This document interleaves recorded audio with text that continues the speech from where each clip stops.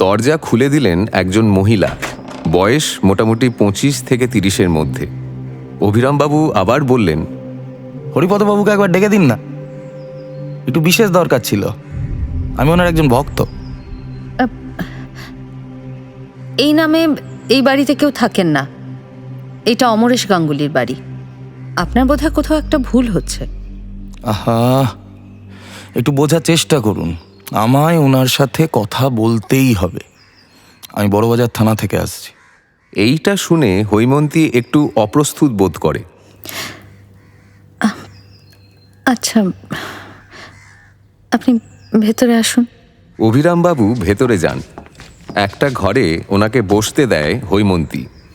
অভিরামবাবু বইটা বের করে হৈমন্তীকে দেখান। এই যে এই বইটা, খুনি কে, বইটা হরিপদবাবুর লেখা তো? সেটা আমি কি করে জানবো? বললাম তো আপনাকে, ওই নামে এই বাড়িতে কেউ থাকেন না। এই ঠিকানা তো আমি নিউ বেঙ্গল প্রেস থেকে পেয়েছি। তাহলে কি ওরা আমাকে মিথ্যে কথা বলল? অভিরামবাবু নিজের মনে মনে ভাবতে শুরু করেন। আমাকে একটু জল খাওয়াতে পারবেন?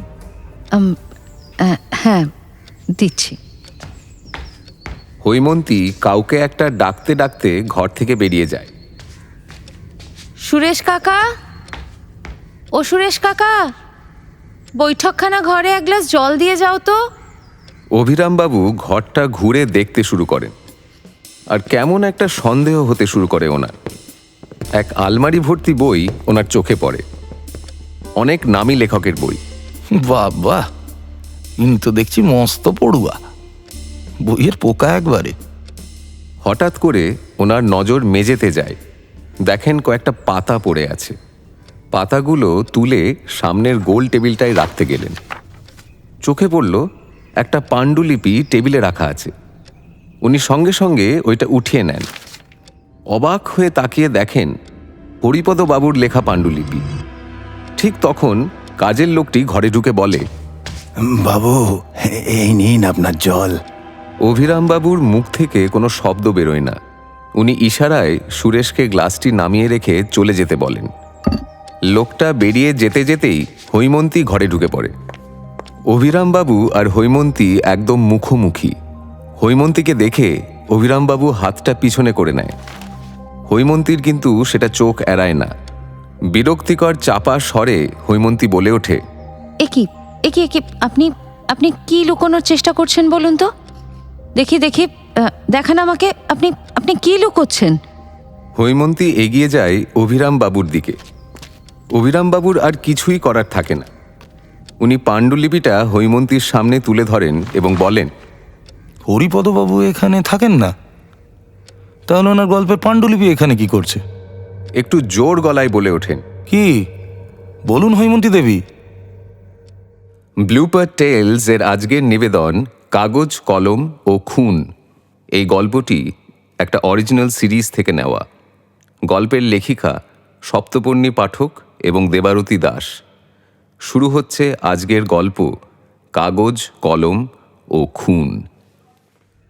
হৈমন্তী পাথরের মতো চুপচাপ দাঁড়িয়ে থাকে। কি হলো, উত্তর দিচ্ছেন না কেন? হৈমন্তী হাত জোর করে অভিরামবাবুকে বলে, দয়া করে একটু আস্তে কথা বলুন। পাশের ঘরে আমার অসুস্থ বাবা রয়েছেন। এদিকে সুরেশ অভিরামবাবুর জোরে গলার আওয়াজ পেয়ে দরজার কাছে এগিয়ে আসে। হৈমন্তী এবং অভিরামবাবুর চোখের আড়ালে উনি চুপ করে দাঁড়িয়ে থাকেন। আপনি আমাকে খুলে বলুন, আপনি হরিপদবাবুকে চিনলেন কি করে? কে হন উনি আপনার? বেশ, আমি বলবো, কিন্তু তার আগে আপনি আমাকে বলুন তো, আপনি কেন হরিপদবাবুর খোঁজ করছেন? তাহলে আপনাকে ঘটনাটা খুলেই বলি। খবরের কাগজ পড়েন নিশ্চয়ই। সাম্প্রতিককালে যে খুনগুলো হচ্ছে সে বিষয় পড়েছেন তো? হৈমন্তীর মুখ ধীরে ধীরে ফ্যাকাশে হতে শুরু হয়। সে আমতা আমতা করে বলে, হ্যাঁ হ্যাঁ, মানে পড়েছি। এটা কি আপনি জানেন যে খুনগুলো হচ্ছে সেগুলো ওনার যে বই খুনিকে তার সাথে হুবহু মিলে যাচ্ছে। উনি কিন্তু পুলিশের সন্দেহের তালিকায় চলে এসেছেন। হৈমন্তী কাঁদতে শুরু করে। আহা, আপনি কাঁদছেন কেন? আমাকে বলুন না, হরিপদবাবুটা কে? হৈমন্তী চোখ মুছে বুঝতে পারে এই প্রসঙ্গ থেকে আর পালিয়ে বাঁচা যাবে না, তাই সে বলতে শুরু করে। বেশ, তাহলে হরিপদবাবুকে দিয়েই শুরু করছি। আসলে হরিপদ চট্টোপাধ্যায়ের নামে যে গল্পগুলো বেরোয় সেগুলো আমিই লিখি। হ্যাঁ, সত্যি? ভাবাই যায় না। ছদ্মনামে লেখার কারণ? আপনি তো জানেন, আমাদের সমাজে মহিলারা কিছু করতে চাইলে সবাই সব দিক থেকেই বাধা দেওয়ার জন্য তৈরি থাকে। আমিও এর ব্যতিক্রম নই। আপনার এই ছদ্মনামে লেখার ব্যাপারটা কে কে জানে? কেউ জানে না, এমনকি আমার বাবাও না। আপনি প্রথম যিনি জানতে পারলেন। তাহলে এইটা ধরে নেওয়া যায় যে খুনগুলোর সাথে আপনার গল্পের যে মিল আছে সেটা আপনি বুঝতে পেরেছিলেন। অবাক ব্যাপার, আপনি জেনেও চুপ করে রইলেন। একবার থানায় জানালেন না? সন্দেহের তালিকাতে সবার প্রথমে আপনার নামটাই তো আসা উচিত। দয়া করে আমাকে বিশ্বাস করুন, এই খুনগুলো কিন্তু আমি করিনি। আমার শয্যাশায়ী বাবাকে রেখে আমি বাড়ি থেকে খুব দরকার ছাড়া বেরোই না। আর খুন করা তো অনেক দূরের কথা। কিন্তু খুনগুলো তো আপনার বইয়ের মতনই হচ্ছে। আচ্ছা বলুন তো, যারা খুন হয়েছেন আপনি কি তাদের চেনেন? হ্যাঁ, এনারা আমার পরিচিতই। 5 বছর আগে আমার বাবা অমরেশ গাঙ্গুলি, রামলাল বসু, নরেন্দ্রনাথ সেন, কাঞ্জিলাল সাহা এবং রাজশেখর মুখোপাধ্যায় একসাথে মিলে সোনার একটা ব্যবসা শুরু করেন। আমার বাবাই ছিলেন প্রধান বিনিয়োগকারী, কিন্তু বছর 2 আগে ওনাদের ব্যবসায় প্রচুর লোকসান হয়। আর তারপর থেকেই আমার বাবা অসুস্থ হয়ে একেবারে শয্যাশায়ী হয়ে পড়েছেন। কি জন্য এরকম ভরাডুবি হয়েছিল?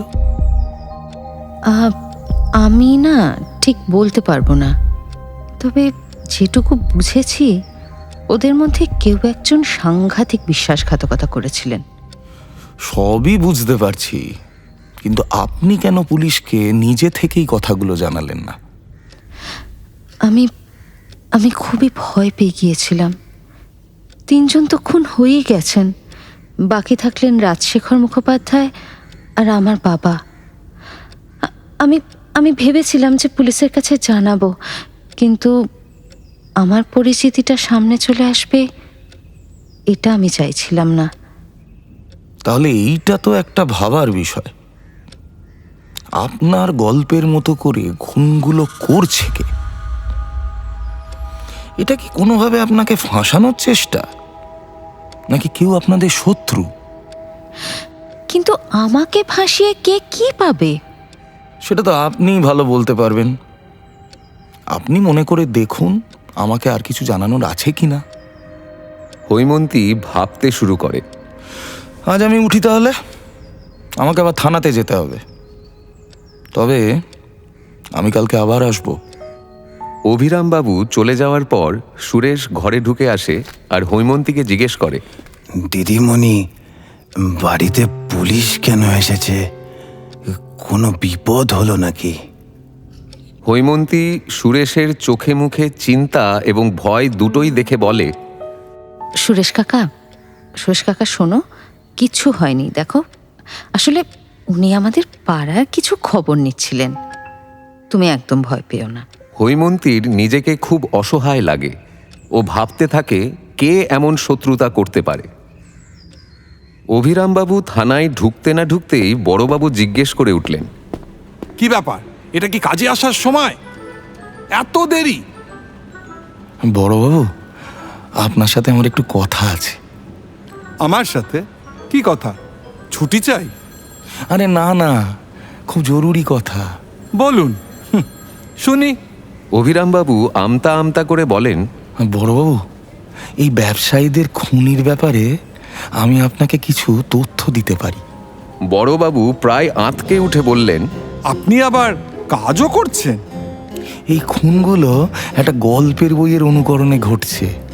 আমি আরো কিছু তথ্য সংগ্রহ করে আপনাকে সবিস্তারে বলবো।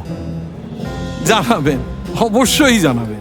বড়বাবু হাসতে হাসতে বেরিয়ে যান। অভিরামবাবুর প্রথমবার প্রচণ্ড রাগ হয়। তিনিও গটগট করে থানা থেকে বেরিয়ে গেলেন।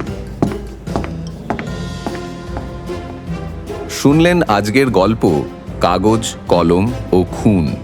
ডিরেকশন সপ্তপর্ণী পাঠক, ন্যারেশন সায়ন ভাদর, কাস্টিং অভিরামবাবু, শ্রমিক দাস, হৈমন্তী রুয়াম চ্যাটার্জি, বড়বাবু সুজয় বিশ্বাস, সুরেশ এবং বিকাশ অনিক চ্যাটার্জি, অডিও রেকর্ডিং সৌরিদ ভট্টাচার্য এবং উজান সেনগুপ্ত, সাউন্ড ডিজাইনিং উজান সেনগুপ্ত এবং Arjun Chatterjee, mixing and mastering Arjun Chatterjee, produced by Blooper House studios.